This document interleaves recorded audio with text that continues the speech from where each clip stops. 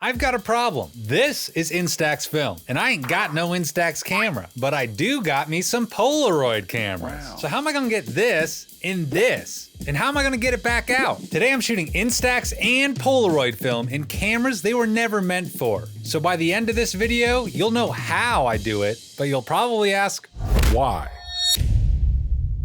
This is the Polaroid 110B, and you're not supposed to put Instax film in it. These cameras were originally made to shoot 40 series roll film, which nobody makes anymore. So this company converted it to shoot pack film, like everyone's favorite FP100C, which nobody makes either. But you can still buy it at Brooklyn Film Camera. Sponsor me, Kyle. Anyway, here I am shooting the most cliche film photographer scene. Back at the truck. And bing bong, we got a picture. But how did I make this camera shoot this film? Well, it's pretty simple. You just need tape, lots of tape. More on that soon. But first, what if you want to do this, but you don't got some fancy Polaroid camera? Well, you don't need one. To prove that, let's do something even dumber. Okay, we're gonna do something really stupid. We got some Instax in the Pinsta. Here I am sitting for Sarah as she aims the Pinsta pinhole camera at me. This thing's just a plastic box with a microscopic hole instead of a lens. And look at that! Once again, we got picture with no Instax camera in sight. By the way, this Pinsta camera is pretty dope. Go watch my full-length review after this one. Anyway, you want to know how I'm doing this? Okay, it's tutorial time! Step 1, we gotta get the film out of this thing. So rip her open and get ready to break some rules. But first, turn off the lights, cause it's film. You dingus.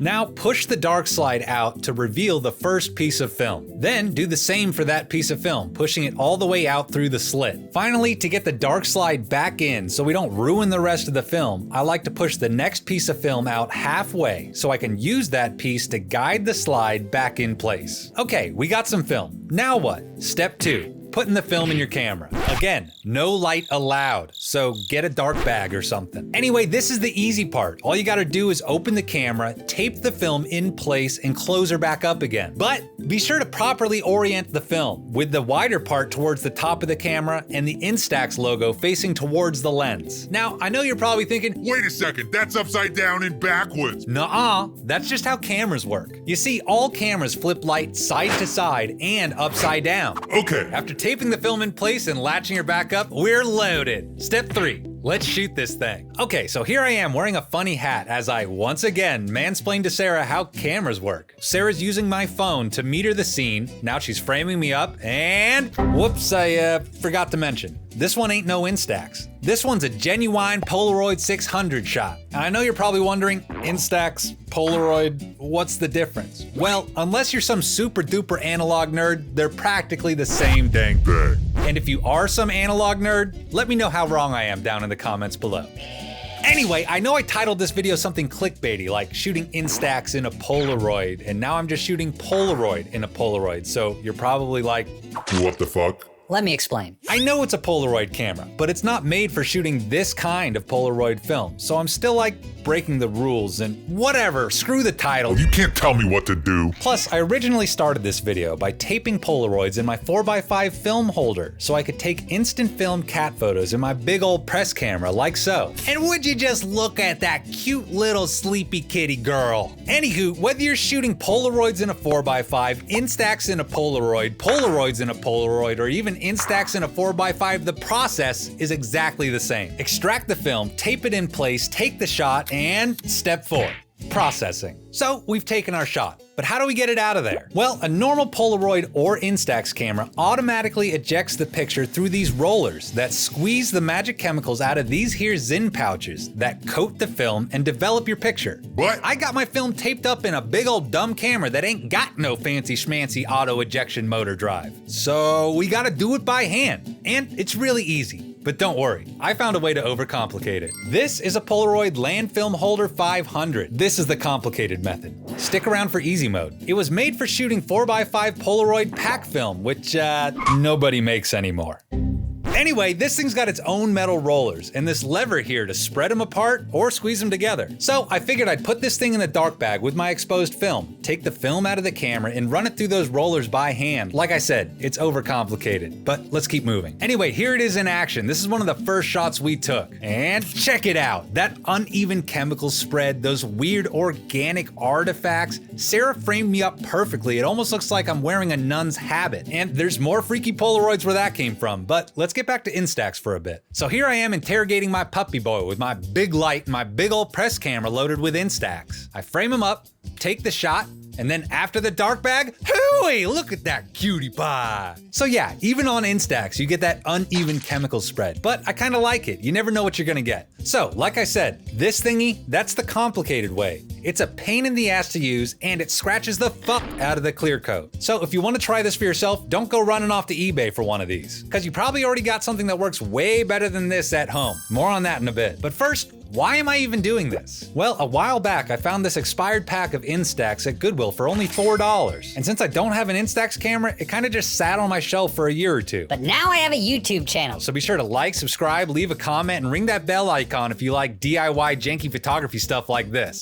So, since I'm a YouTuber, here I am filming myself as I take cat pictures for the internet. And would you look at that cute little kitty princess? Yeah, it's kind of a guessing game trying to frame up some Instax in this Polaroid camera. For example, here I am trying to take a shot of Sarah and Walker all cuddled up on the couch. And yeah.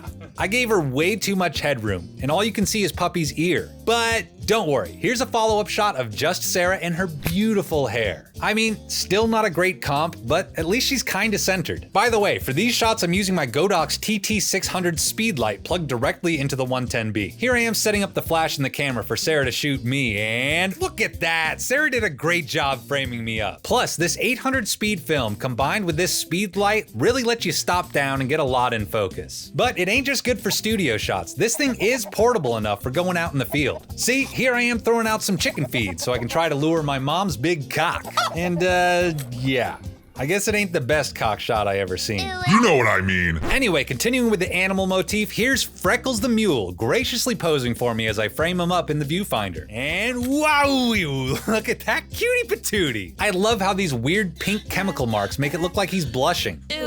By the way, not that it looks any different than the rest of the shots, but this is the only one that I developed the easy way. But before I spill the beans and lose all that audience retention, let's back it up a bit. So, as I mentioned earlier, I started making this video back in 2024 by taping Polaroids in a 4x5 film holder. But unlike Instax, I already had some cameras that shoot this film natively. So why even bother? Well, two reasons. Shitty cameras and dead batteries. You see, the whole reason I started taping up Polaroids in the first place was because of this, the Polaroid SLR 690. This thing is a top-of-the-line fancy pants Polaroid from 1996. But despite the built-in flash and autofocus, it kinda sucks. I mean, literally, it sucks batteries dry. And that's a problem, because vintage Polaroids like this are powered by batteries that are built directly into the film packs. And while other old Polaroids only draw power from those batteries when in use, this thing just keeps on sucking until those batteries are drained. So after a few rounds of loading some film, taking a shot, and putting this thing back on my shelf, next thing you know, I got 3 partially shot Polaroid packs with dead batteries. But this whole process of fucking around and making instant film a little less instant has been very rewarding. I know it's super tedious and janky, but with all the wacky uneven chemical spread and the funky development marks, it sort of intensifies the magic one-of-a-kind analog spirit of instant photography. I mean, look at this shot of Walker, his snout just barely sticking out from under the wave of blank film. I couldn't have planned this out or faked it if I tried. Then this one with Harley. I know it's underexposed and poorly composed, but that weird pink fungusy looking wave going across her face is like some grungy Basquiat fever dream. And finally, my darling schmoopy Sarah with her cute little cowboy hat. Yeah, I know this frame is faded to all hell, but I don't know if I'd rather have it any other way. Okay, you ready for the grand reveal? The easy way to process instant film by hand? Just use a rolling pin. It's that simple. Once I figured it out, I felt like an idiot for having messed with this doohickey. Anyway, thank you, Internet. I'm Nick. Ba-da-ba-ba-ba. Okie dokie, okie dokie, okie dokie. Guys, we're at 10,000 subscribers here on the YouTubes. Thank you so much for all your help. I've been trying to make this my full-time job for over a year now. Thank you so much for all the support. If you really want to contribute, please like, subscribe, leave a comment, ring that bell icon, do all that stuff. It really makes a difference. And the best way to help me out, join LoPresti Army. Get your name down here at the bottom of the screen. Go to madebylopro.com and give what you can to help make analog fun again. Woo! If you're still here, say pinhead. Thank you so much, internet. That's it. Ta-ta for now.